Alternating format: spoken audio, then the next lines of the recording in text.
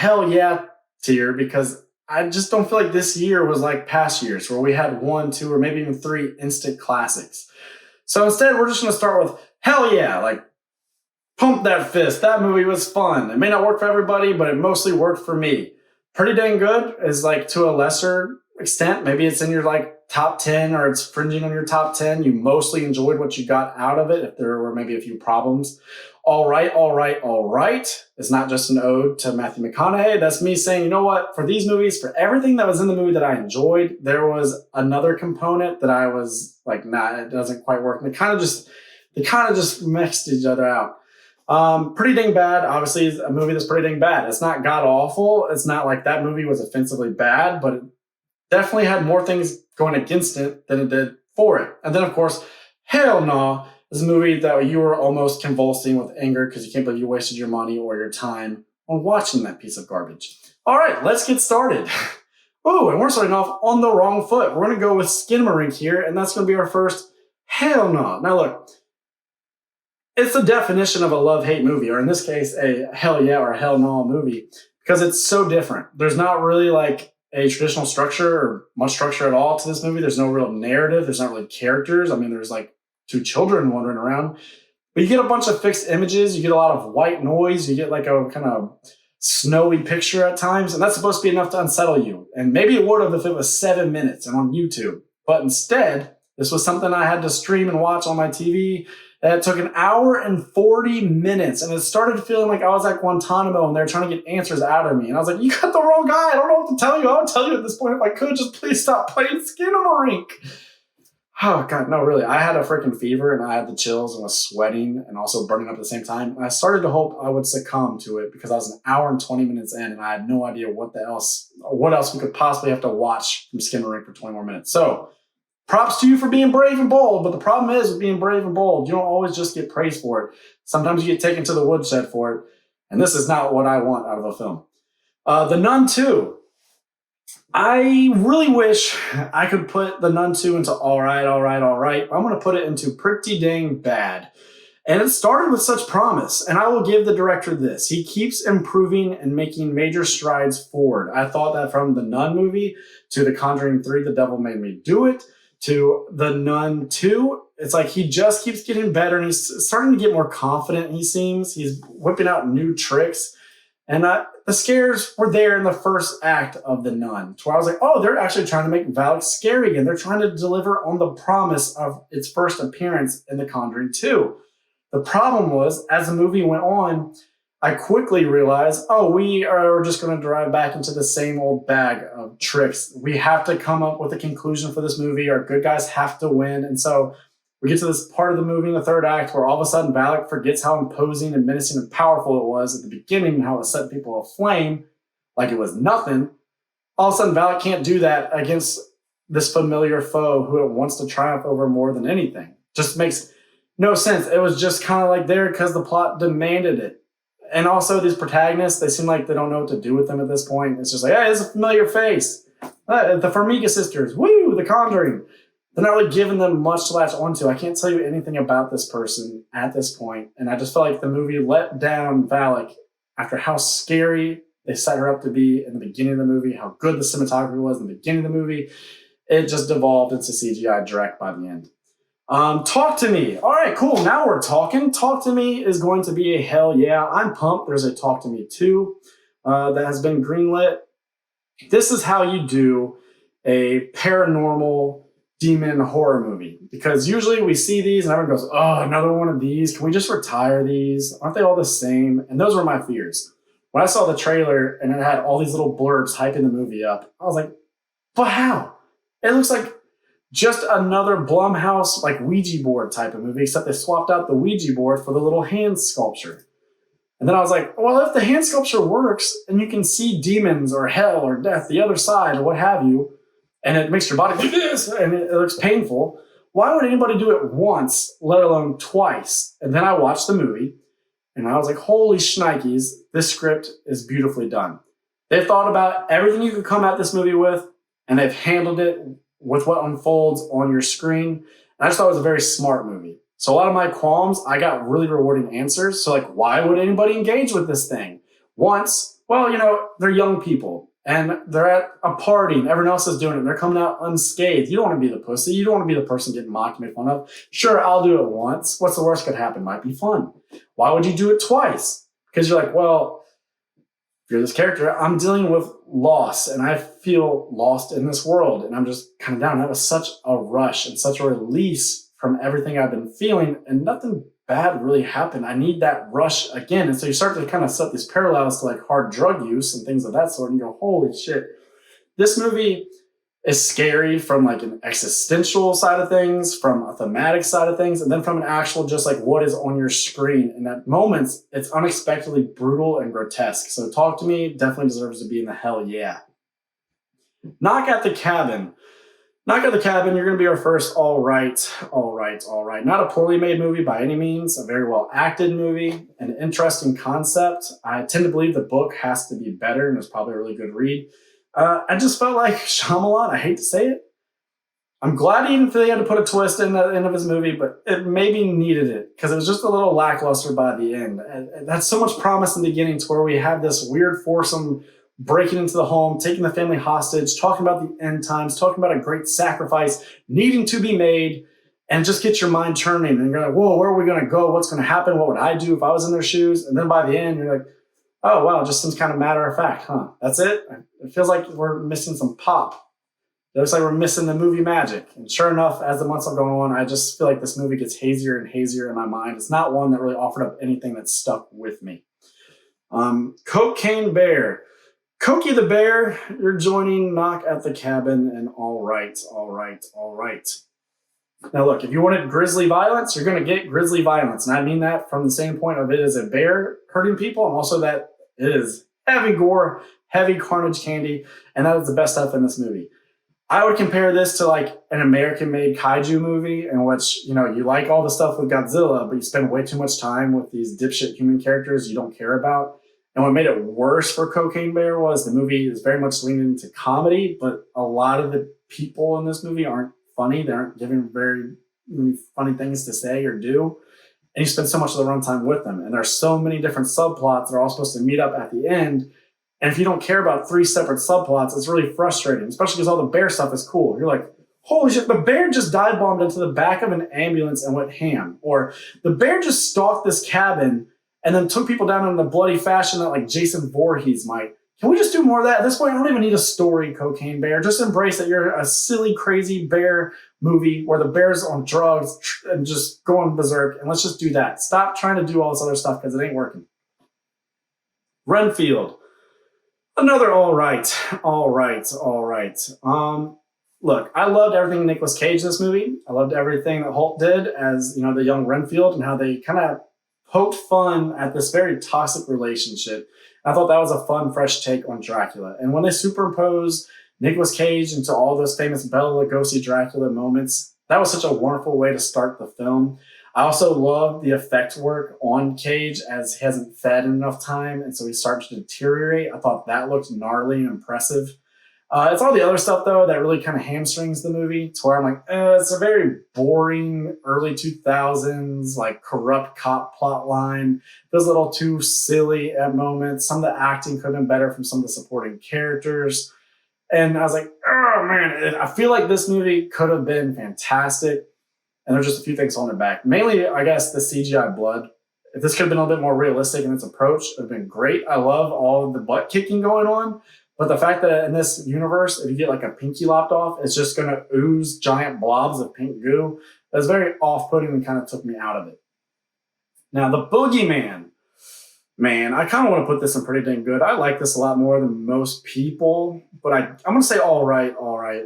And here's why. Despite my love of some of the things this movie does, a lot of it is just maybe a little too familiar. And so it has a hard time setting itself apart from the pack.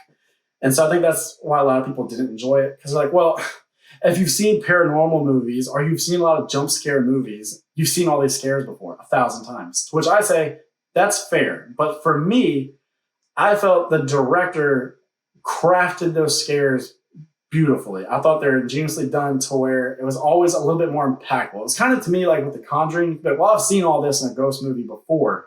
You go, yeah, but James Wan just made all of it all those moments pack a little bit more punch. I thought The Boogeyman did that, and I like that it kind of played with the old song and dance that we know as a horror movie audience, where we know, oh, it's going to do this, we're all going to peer into that dark corner, the music's going to fade away, it's going to get so quiet you could hear a pin drop, and then boom, we're going to get blitzed by what's on screen and also the surround sound. And it would do that. Absolutely, it would do that. But then you also are used to having that little like refractory period where you're safe and your nerves can kind of come back down. And in that moment, a couple times, the Boogeyman would again just hit you one more time when you thought you were safe. You're like, you're not allowed to do that. That's not how these movies work. And I really appreciated the Boogeyman for doing that. Plus, I thought the creature design was cool, and I thought it was pretty awesome. I'm just going to say that.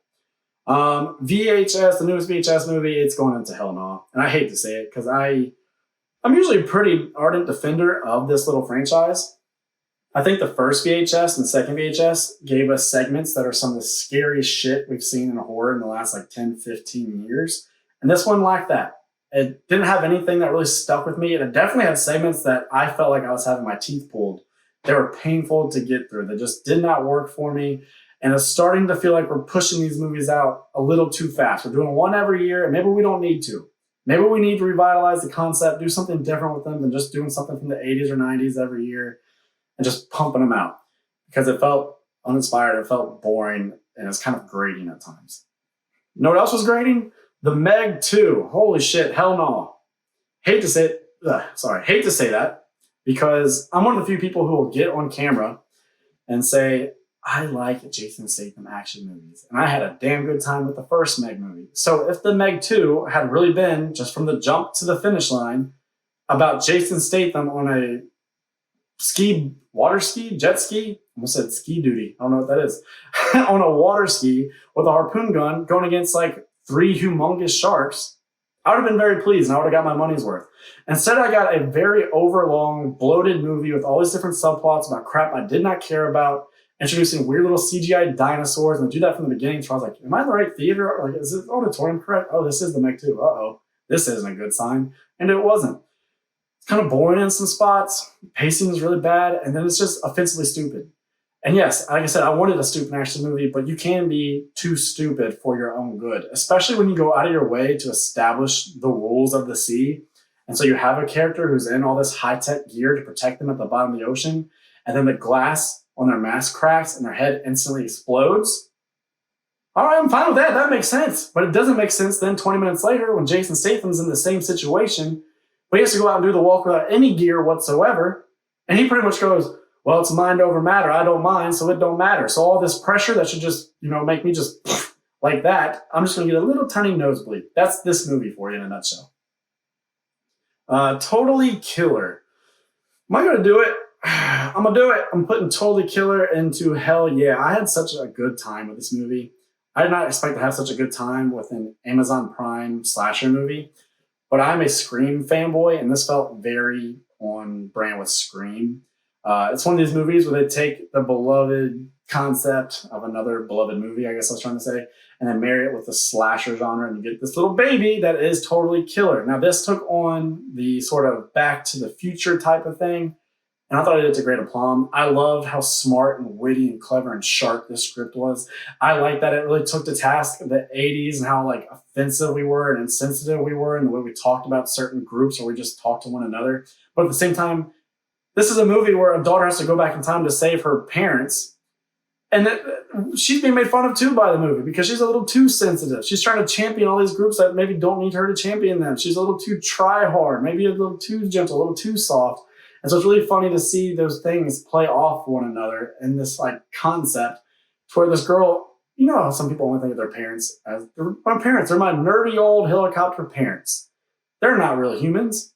And she's conflicted because she then has to go back in time and see what they were. Can you imagine your nerdy goody two-shoes mom who packed your lunches while you were a kid being the slutty, mean, popular girl who doesn't respect herself and still wants to be with who's going to be your dad eventually, even though he doesn't give her the time of day or treat her right because he's trying to hook up with everybody he can while he's the captain of the football team? That's what this movie does, all while a slasher killer who's pretty badass and looks like Max Headroom stalks them all over the place. And for that reason, I put it in hell yeah. Thanksgiving. After putting all that praise on Totally Killer, I feel some pressure to put it in the hell yeah. I'm going to put it in pretty dang good. And I want to say I do love this movie. The reason I'm putting it into pretty dang good is I didn't have as good a time with this as I did with Totally Killer. Totally Killer, I found the characters to be more likable. I thought a lot of the scenarios were a little bit more fresh. I thought the script was smarter, which it's weird to come on Thanksgiving with because Thanksgiving is very much a love letter to like 80s slasher fans from someone who wasn't an 80s slasher fan. And I'm an 80s slasher fan, so I ate it up. It just didn't dazzle me the same way Totally Killer did, I guess. And some of the characters in Thanksgiving are very unlikable. But all that being said, if you love 80s slashers and you're all about crazy revenge plots, a mass killer with some sort of hidden motive, a unique design and look, which this guy looks like V for Vendetta, but dressed up in a pilgrim attire. If that speaks to you, if gnarly, crazy kills that use the conceit of the movie or of the holiday, like people getting stabbed in the eardrums by corncob holders or being made into actual turkeys to be served on the Thanksgiving table for carnage ensuing at a Thanksgiving Day parade. If that sounds like your bag, then Thanksgiving will be your bag, and I really enjoyed it. I can't wait for the second one. I'm glad they've greenlit that. Oh, God. It's a Wonderful Knife. Hell no. Really let down by this for two reasons. One, Justin Long horror movies, usually phenomenal. Usually weird, little different, very bold, and all the more fun for it. Not It's a Wonderful Knife. Again, second reason I really wanted to like this was because it's one of those. It's like Totally Killer. It's like Freaky. It's like Happy Death Day. It's where they take the conceit or gimmick of a beloved movie and just do the slasher thing with it. Here we're doing It's a Wonderful Life. But man, it's like this movie is so fucking frustrating to talk about. It's like the director completely lost the plot. It's like the writing room, nobody was in control, and it just said, all things go, throw out your ideas, we'll fit them in there, we have more runtime than we know what to do with. It was almost as if the actors were told different things. It was like Joel McHale was told, yeah, this is like a gritty horror movie that's going to explore the themes of It's a Wonderful Life, but through a slasher setting. And then other people like Justin Long were told, oh, go ham, man. Yeah, there's no such thing as too much. Be as over the top and weird as you want. And so everyone else is acting kind of grounded and taken seriously. And Justin Long's going, hi, I'm your mayor. I wouldn't hurt you. Now would I? And it just didn't work. And there's just new rules popping up way too late in the movie. You need to establish the rules of your universe early on so we can track along and understand. And then when something that seems, kind of far-fetched happens, we go, oh, well, they've kind of set that up. It makes sense for this world that we're exploring. And this movie, there's stuff deep into the third act where you're like, why are those people behaving that way? Why is everybody okay with this antagonist who's now been revealed and just going along? Bad movie. Really shitty script. Major issues with It's a Wonderful Knife. Now, I can't say that for Saw X. Saw X is a good movie. Saw X, I'm putting it into pretty dang good. Now, a lot of people would probably put this in the hell yeah. I can't quite go there. I can't go there with a lot of people saying this is their favorite Saw film. I just don't understand it. When I come to a Saw movie, I think like crazy frenetic pace, crazy frenetic editing and cinematography, and I want gnarly, cool, grisly traps that I've not seen before. And I don't really feel like I got that with Saw X, which it's weird to come at this movie and scold it for being more of a movie than any other movie in the franchise. Because it is. I mean, it has an actual like character arc. There's real emotion. There's an actual like story at the heart of everything here. The problem was by the time we got into the Saw stuff, I felt like it was all weedy whack. I felt like the least guilty people got the worst kills or worst punishments, the worst traps. And then the main bad guy doesn't get her proper comeuppance. Had this completely unsatisfactory ending. And I know we'll probably bring her back for Saw 11. Maybe Saw 11 will in hindsight make Saw 10 better. But for me, I was like, man, the traps are lacking. Watching somebody get waterboarded with blood, that pales in comparison to what I'm used to. So I don't know if any of these traps are going to stay with me. And I know a lot of people are upset right now. And they're like, Nate, somebody literally had to carve it to their own brain. I'm like, yeah, but I saw the whole brain surgery thing done in Saw 3, and it was done even better in that movie. So it just felt like been there, done that in Saw X. Man, this feels harsh. I really enjoyed the movie. I did. I like that John Kramer is an anti-hero in this. I wanted him to prevail. It hit me in the heart in the beginning, okay? I had a good time. It's a good story. It just didn't have the elements that I want in my Saw movies. I hope I'm being clear here. Now, Sick. Sick, man. It's all right. Kevin Williamson doing his Kevin Williamson thing, writing a pretty smart, pretty tight little slasher movie, taking on the pandemic craze. Pandemic craze, it may sound like a fad or something. It wasn't. Taking on how crazy we all got during the pandemic, especially the early stages where there was so much uncertainty and everybody was buying up all the toilet paper and all that stuff.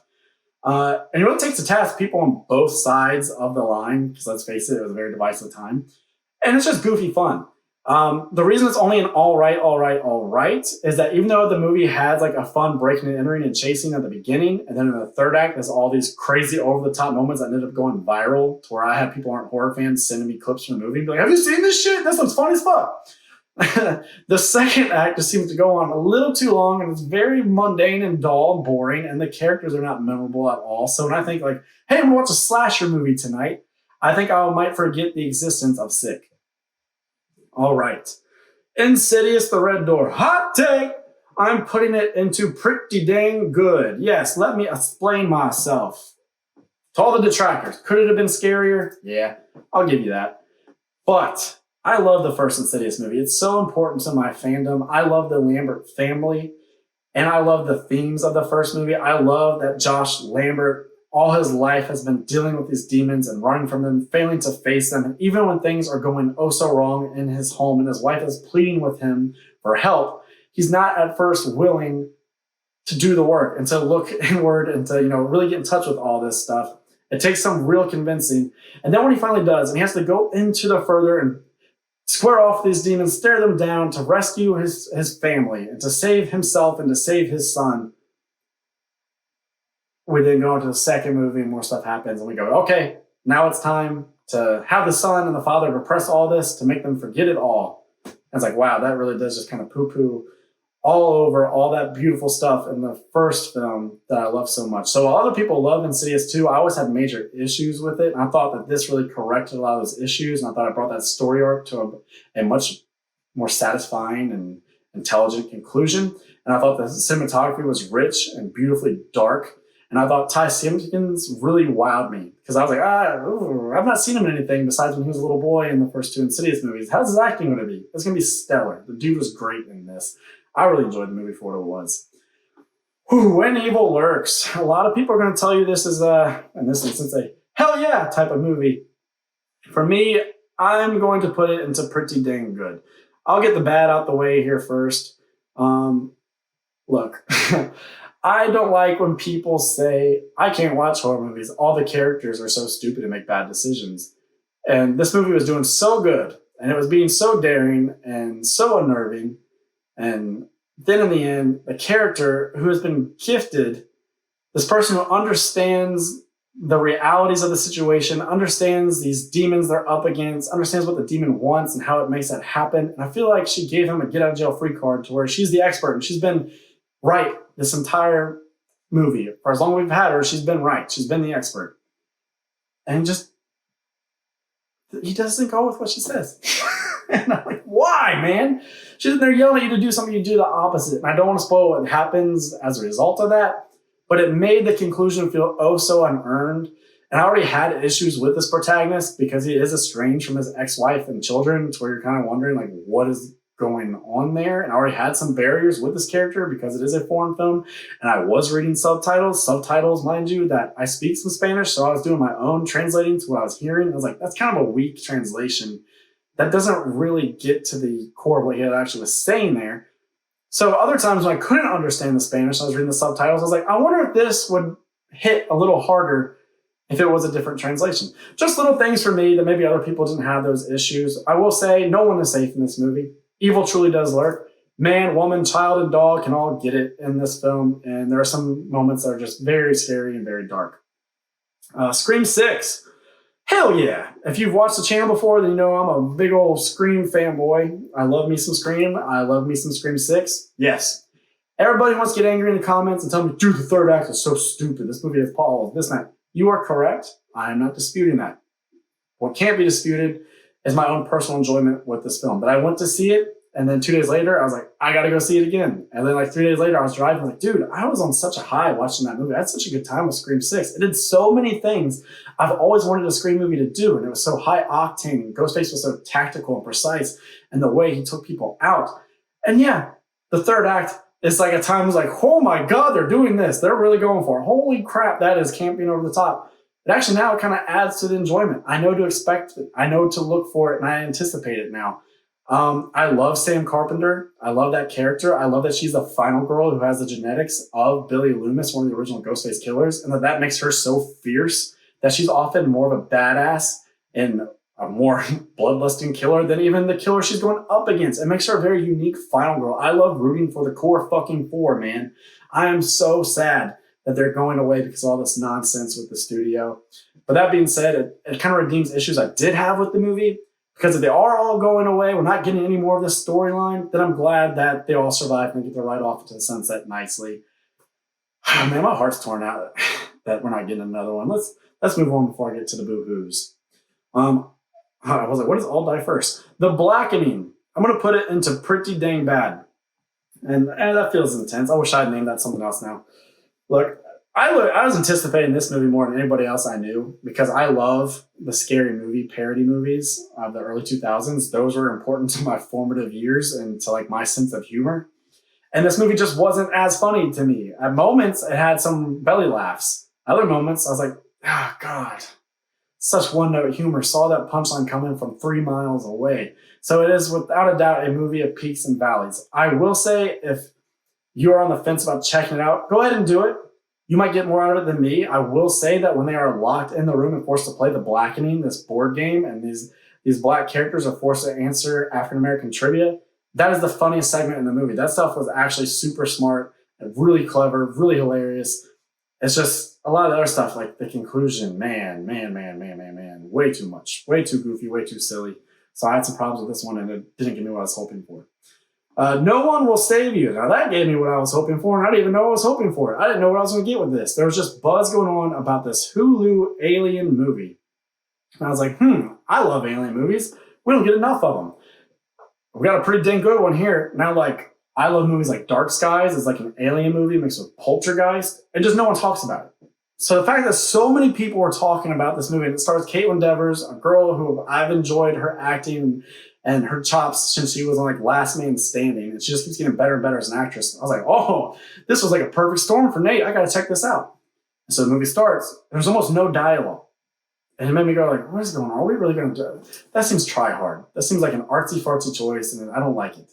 We're going to have a quiet movie where this girl doesn't say anything. Why is she living on the outskirts by herself? Why is nobody talking to her? Why is when she goes to town, no one acknowledges her until a woman does by spitting in her face? And at that moment, I realized, wow, I'm actually super invested in this character. This is actually really well done. And at first, what I thought I was off-put by was actually making me more magnetized to the situation. Oh, all the while, there's freaking crazy aliens with these awesome design with these powers that they just keep showing a new power one by one. And you see how they abduct people and the way they can maneuver around the house or outside the house. And you just start trying to figure out these aliens, and you see them cast in the shadows. And even though sometimes you're like, that's very CGI, you're like, fuck, it's good CGI, but that's how you do CGI. So I got to give the movie its props for that.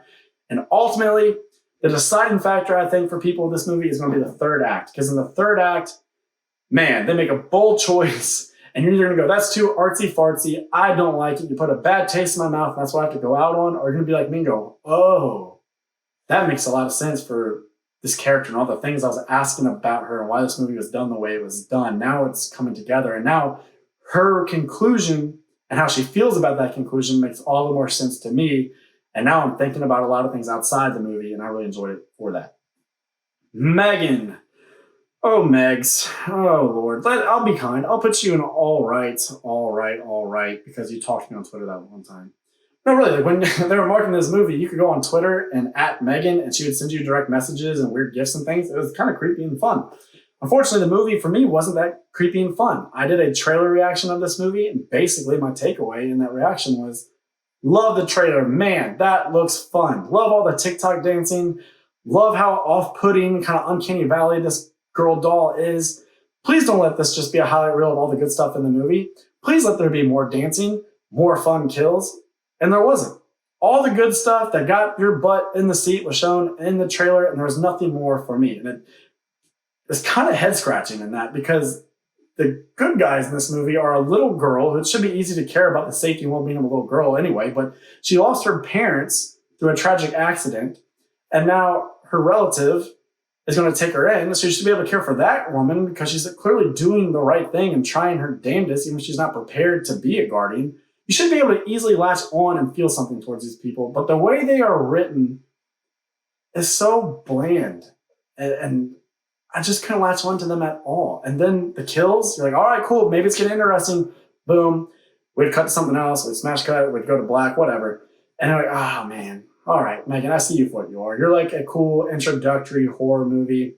I'm having a son. Maybe when he's 10, 11 years old, we'll show him Megan and they'll have a good time. It'll get him revved up and into horror. But for somebody who's seen 1,000 horror movies, this was just a little too safe for my liking. The Influencer. I'm going to put it in all right.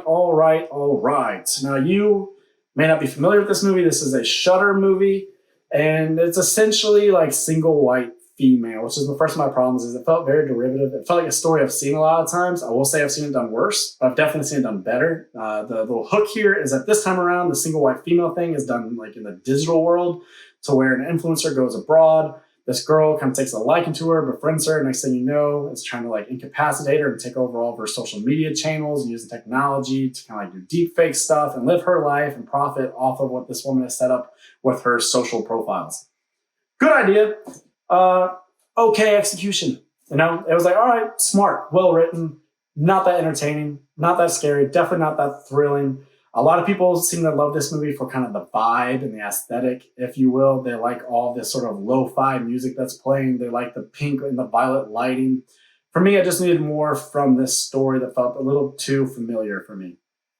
The Pope's Exorcist? Hell no. I feel about the Pope's Exorcist the way other people feel about the Exorcist Believer, and that I'm like, man, definition of a generic possession movie. Not to say the Exorcist Believer isn't, but this definitely is. The thing is, there's like a meme ability to the Pope's Exorcist because it stars Academy Award winner Russell Crowe, and so people seem to love it for how crazy it is that he's in the movie. That's not enough for me, dog. I need more. And I just felt sad that Russell Crowe is doing this instead of something better nowadays. Oh, God, the CGI in this movie. My Lord. I mean, it's bad enough that the scares are all super recycled and we've seen them 1,000 times. And then they throw in the laziest, cheapest CGI that I saw like all year. So at one point, a boy's thrashing about in bed and his face sort of morphs. So there's like this interplay between his real face and the demon face. But it just makes him look like the booger boy from the Mucinex commercials. Really hated this. And then at the end, they try to set up like this cinematic universe where there's 1,000 new entities across the globe and Russell Crowe's going to go take them all down. And I think people would have been fucking enraged by that if it was anybody but Russell Crowe. Pet Sematary Bloodlines. Here's a big pile of crap. We're going to put it into Hell Nah. And it sucks because I really like this franchise. I'm currently listening to the audiobook for Stephen King's novel, Pet Sematary. The original to me is a classic. Even Pet Sematary 2, I actually like that more than any of the other Pet Sematary movies, which I know is a hot take, but I think the movie's so dark and twisted and mean-spirited and weird. There's not a lot of stuff like Pet Sematary 2, and so for that, it's near and dear to my heart. Even the 2017 like readaptation of Pet Sematary that this is a prequel to, a lot of people hate it. I don't hate it. I'll probably put it in my all right category. Just felt a little too safe, a little too sanitized for me. Same thing could be hurled at this movie. Too safe, too sanitized, but also way too busy with way too many subplots, way too many characters, way too many frames in time because this is a prequel and yet we keep jumping back in time and then jumping forward and jumping to this character and then this character and then this character. It just needed to be more focused. There's not an ounce of fright within this movie and there's not an ounce of really charm within this movie, which is crazy because it's focused on, or it's supposed to be focused on, like I said, it's very unfocused, Judd Crandall. Affable, old, colorful Judd Crandall. What a personality, except in this movie, he is white bread and milk. He is just such a milquetoast, boring, bland character, and they didn't give that actor anything to work with. Very uninspired, boring movie. Now, Infinity Pool, you can't say that's uninspired. You can't say that's boring. I'm going to put it into pretty dang good. It doesn't have the rewatchability or the entertainment value for me to call it a hell yeah. But damn is it messed up. Damn did it burn itself into my cerebellum. Holy Jesus Christ, guys. The imagery in this movie, that shit is genetic.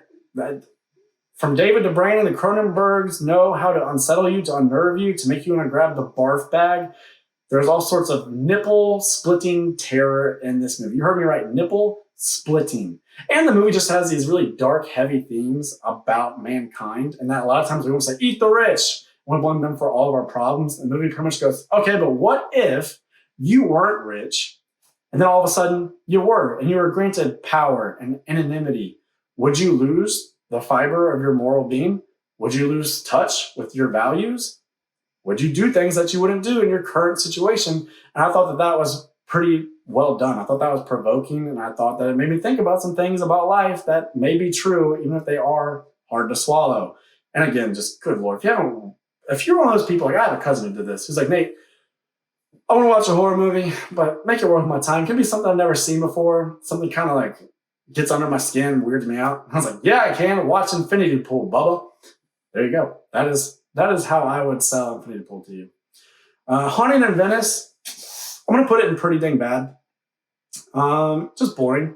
And I don't know if you should call it a horror movie, but it kind of feels like it should be. It's set on Halloween. It's a murder mystery on Halloween in a very gothic atmosphere.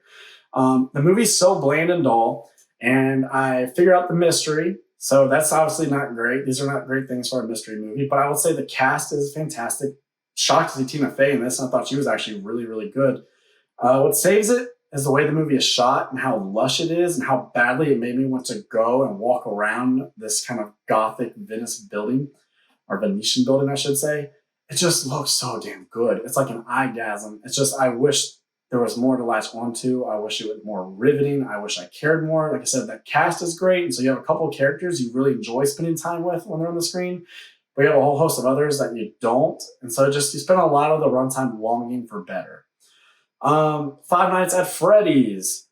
Pretty dang bad for me. And I didn't even want to watch this movie originally because I was like, I feel like it's not made for me. And after seeing it, I'm like, it's not. Because I never played Five Nights at Freddy's. I don't know the lore and all that. And I really felt like that was a requisite for this movie upon watching it. Because there's so many moments I was like, damn, I'm bored. Damn, I'm not getting anything. I keep seeing little things like written on the wall or this or that where I'm like, I'm sure that really got a theater pop. Or, some people are stoked to see that in the movie. And they felt seen in that moment.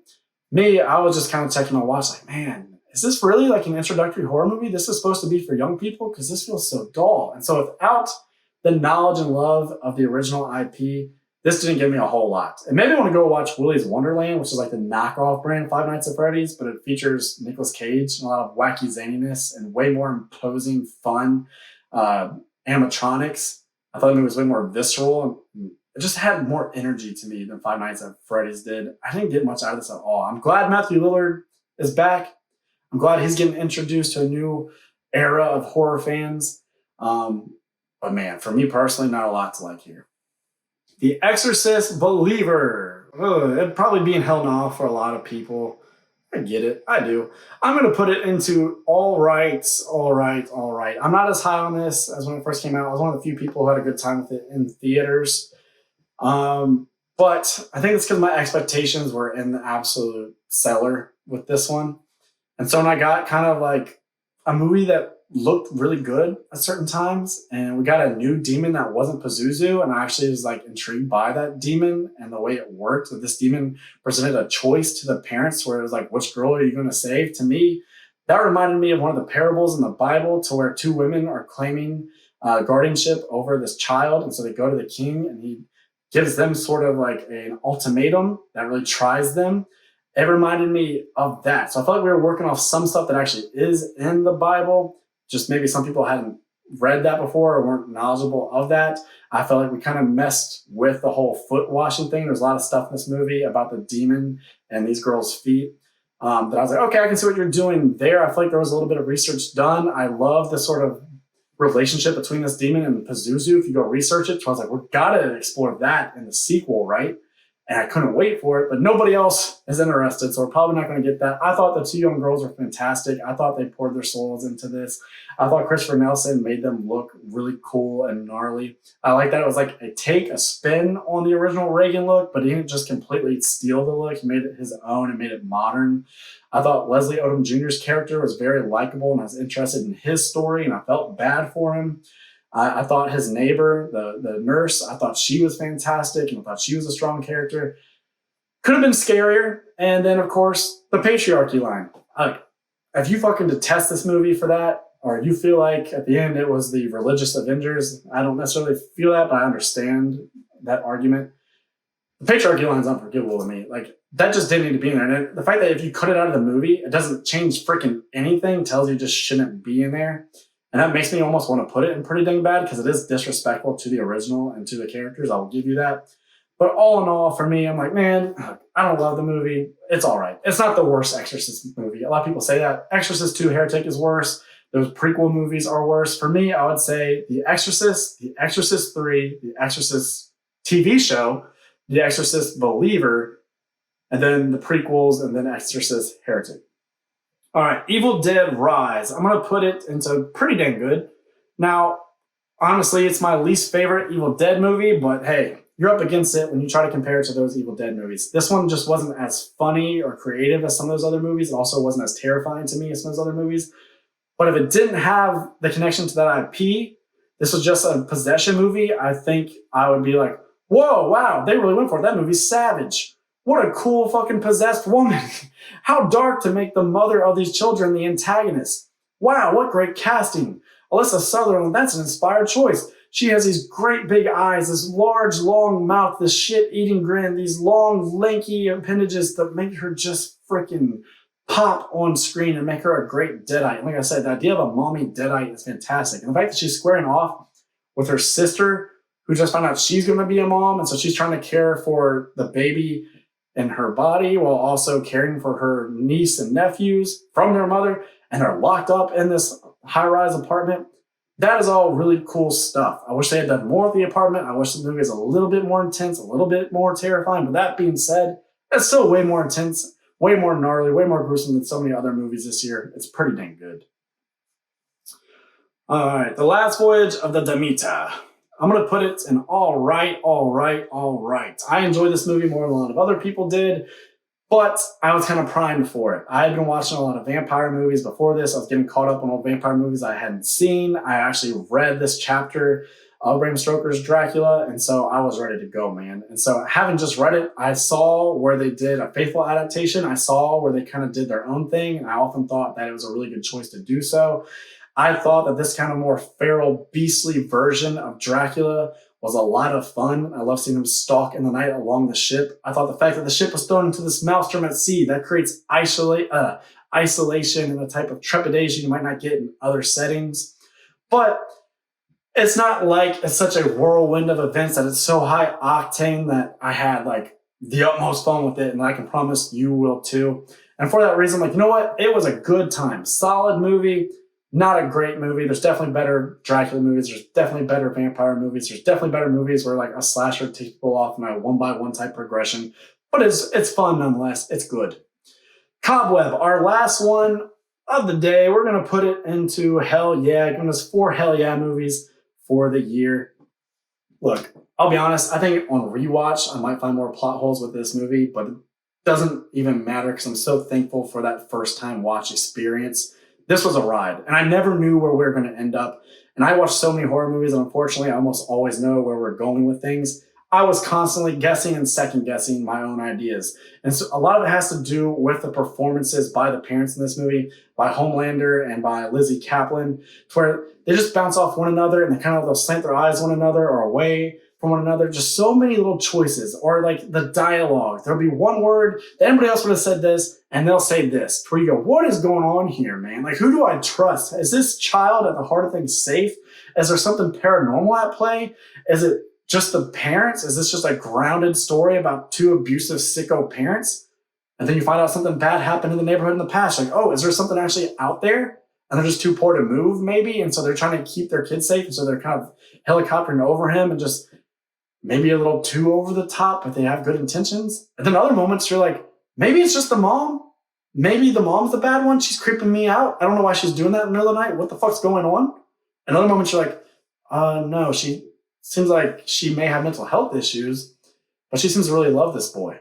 And the dad, the way he's looking at both of them and how stern he seems, it seems like he may be an abusive psychopath. And then other moments you go, holy shit, maybe everybody here is in peril. What is going on? So I don't get a lot of like journeys like that. I don't have a lot of rides like that in horror anymore. And the fact that this constantly made me like on the edge of my seat going, what's going to happen now? What's going to happen now? What is this? What is happening, man? This acting is phenomenal. I was so thankful for that. And for that, I'm putting it to hell yeah. Even if the third act had some design choices and some reveals, I'm like, I wonder if that holds up upon rewatch, because I don't think it will. It's still one of the best movies of the year for me. As you can see, it's one of my top 4. This is how I see these movies right here. This is my tier ranking. Be sure to let me know your favorite horror movies down below. Let me know what you thought of this video.